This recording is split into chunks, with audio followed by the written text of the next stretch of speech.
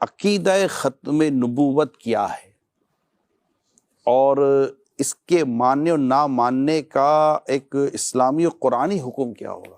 عقیدہ ختم نبوت کا جو بڑا آسان سا مفہوم ہے وہ یہ ہے کہ اللہ تعالیٰ نے تمام رسولوں اور تمام نبیوں کے بعد ہمارے نبی حضرت محمد صلی اللہ علیہ وآلہ وسلم کو نبی اور رسول بنا کر بھیجا، اور آپ کے بھیجنے کے بعد اب اللہ تعالیٰ دوبارہ کسی کو نبوت عطا نہیں فرمائے گا۔ جو آخری نبی کے طور پہ آنا تھا دنیا کے اندر، وہ نبی پاک علیہ الصلاۃ والسلام آ چکے ہیں۔ تو اب آپ کے بعد، آپ کے زمانے میں یا آپ کے بعد قیامت تک اب کسی نئے نبی نے نہیں آنا، کسی کو نبوت نہیں دی جائے گی، کسی کو اس منصب کے اوپر فائز نہیں کیا جائے گا۔ تو یہ ہے ہمارا بنیادی عقیدہ، اور باقی رہا اس کا تعلق کہ اس کا ماننا کیا ہے اور اس کے نہ ماننے کا حکم کیا ہے۔ تو وہ یہ ہے کہ اس کا ماننا تو ایسے ہی ہے کہ یہ جیسے قرآن پاک کا ماننا، کیونکہ نبی پاک علیہ الصلاۃ والسلام کی جو ختم نبوت کا بیان ہے یہ قرآن پاک میں ہے، اور قرآن پاک پر ایمان رکھنا فرض ہے۔ فرض ہے۔ قرآن پاک کے ایک لفظ کا بھی اگر کوئی انکار کرے گا تو وہ کافر ہے اور وہ مسلمان نہیں ہے، دائرہ اسلام سے خارج ہے۔ تو نبی پاک صلی اللہ تعالیٰ علیہ وآلہ وسلم کا آخری نبی ہونا یہ قرآن کا بیان کردہ عقیدہ ہے۔ اب جو اس کا انکار کرے گا تو وہ قرآن ہی کا منکر قرار پائے گا۔ تو قرآن کا منکر کافر ہے، قرآن میں بیان کردہ عقیدے کا منکر وہ بھی کافر ہے۔ تو ایک تو یہ پہلو۔ دوسرے نمبر پہ نبی پاک علیہ الصلاۃ والسلام کا جو آخری نبی ہونا ہے یہ خود نبی پاک علیہ الصلاۃ والسلام نے جتنی مرتبہ اور جتنے انداز میں بیان فرمایا ہے، علماء نے جو اس کی احادیث جمع کی ہیں ان کی تعداد تقریباً 300 سے زیادہ ہے۔ 300 سے زیادہ حدیث ہے۔ 300 سے زیادہ احادیث طیبہ ہیں، اور یہ وہ ہیں کہ جو بالکل واضح طور پہ نبی پاک علیہ الصلاۃ والسلام کے آخری نبی ہونے کو بیان کرتی، جس میں یا ختم نبوت کا لفظ ہے، یا خاتم النبیین کا لفظ ہے، یا انقطاع نبوت کا لفظ ہے، یا جو ہے وہ آخر الامم کے جیسے الفاظ ہیں۔ اس طرح کے وہ الفاظ کے جس میں بہت واضح طور پہ عبارت النص کے طور پہ، اشارت النص کے طور پہ یہ موجود ہوگا کہ نبی پاک علیہ السلام آخری نبی۔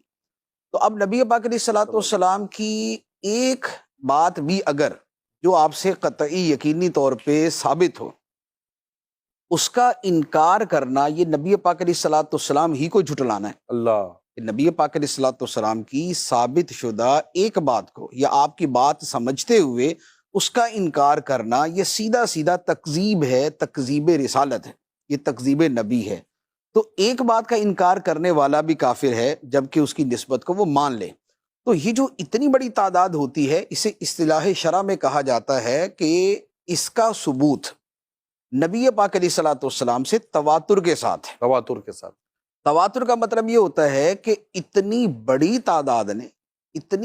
تعداد نے ہمیشہ اس بات کو نقل کیا ہے کہ جتنی بڑی تعداد کا جھوٹ پہ جمع ہونا محال ہے، ناممکن ہے۔ ایسا ہو نہیں سکتا کہ اتنی بڑی تعداد جو ہے ایک ہی بات کو یوں نقل کرے۔ تو جو تواتر سے ثابت ہوتا ہے اس کا انکار کرنا بھی کفر ہوتا ہے۔ اور نبی پاک علیہ الصلاۃ والسلام کی ختم نبوت کا جو بیان ہے وہ 313 احادیث میں ہے، اور کوئی 40 سے زیادہ صحابہ کرام ہیں جنہوں نے وہ روایات بیان کی، اور اس کے بعد جو تعداد ہے وہ تو پھر بڑھتی گئی مسلسل۔ تو یہ تواتر کے ساتھ منقول عقیدہ، تو لہٰذا اس اعتبار سے بھی اس کا جو ہے انکار کفر ہے۔ تیسری بات یہ ہے کہ عقائد کے اندر مختلف کیٹیگریز ہوتی ہیں، کہ ایک ایکسٹریم لیول کے جو جسے کہا جاتا ہے کہ قطعی، یقینی، اجماعی، اذعانی عقائد، ایک اس سے کچھ نیچے درجے کے ہوتے ہیں، اس سے کچھ نیچے درجے کے ہوتے ہیں، لیکن اس کا تعلق تھوڑا سا علم مباحث کے ساتھ ہو جاتا ہے۔ جو سب سے اوپر والا درجہ ہے عقائد کا اسے کہا جاتا ہے ضروریات دین۔ ضروریات دین کا مطلب یہ ہوتا ہے کہ یہ ایک ایسا عقیدہ ہے کہ جس کا نبی پاک علیہ الصلاۃ والسلام کے دین سے ہونا ہر عام و خاص کو پتہ ہے۔ کوئی عالم ہے یا کوئی علماء کی صحبت میں بیٹھنے والا ہے جسے دین کا تھوڑا بہت بھی شغف ہے، وہ یہ جانتا ہے کہ یہ اسلام کا عقیدہ ہے، یہ اسلام کی بات ہے۔ ایسا جو عقیدہ ہوتا ہے اسے کہا جاتا ہے ضروریات دین۔ ضروریات دین وہ چیزیں ہیں کہ جن میں کسی ایک کا انکار کرنے والا بھی اسلام سے 100% خارج ہے، کیونکہ ضروریات دین کی کیٹیگری کیا بنتی ہے؟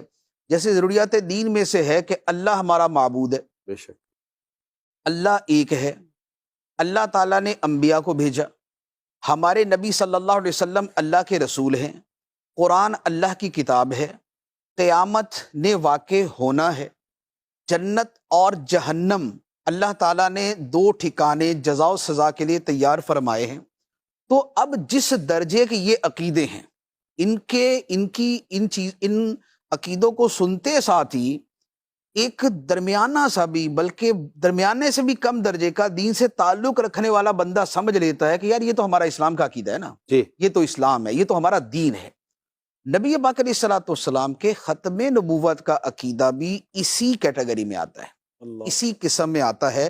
تو یہ اس لیول کا عقیدہ ہے اور اس پر پوری امت متفق ہے، یعنی یہ اجماع امت سے ہے، اور اجماع امت بھی اس بات کے اوپر کہ یہ دین کے مرکزی ترین عقیدوں میں سے ایک عقیدہ ہے۔ تو لہذا اب جو اس کا انکار کرے گا وہ ہوگا ضروریات دین کا انکار۔ تو ضروریات دین کا ماننا فرض اور کسی ایک دینی ضروری عقیدے کا انکار کرنا جو ہے یہ کفر ہوتا ہے۔ تو یہ ہے عقیدہ ختم نبوت کا معاملہ، کہ اس کا ماننا اتنا ہی فرض ہے کہ جتنا نبی پاک علیہ الصلوۃ والسلام کو خود نبی ماننا فرض ہے۔ اللہ نبی ماننا اور آخری نبی ماننا یہ دونوں برابر درجے کے، اللہ اللہ، تو لہذا ماننا اتنا فرض اور اس کا انکار کرنا اتنا ہی بڑا کفر ہے کہ جتنا نبی پاک علیہ الصلوۃ والسلام کو نبی ماننے سے انکار کر دے۔ تو یہ عقیدہ اس مرتبے کا ہے۔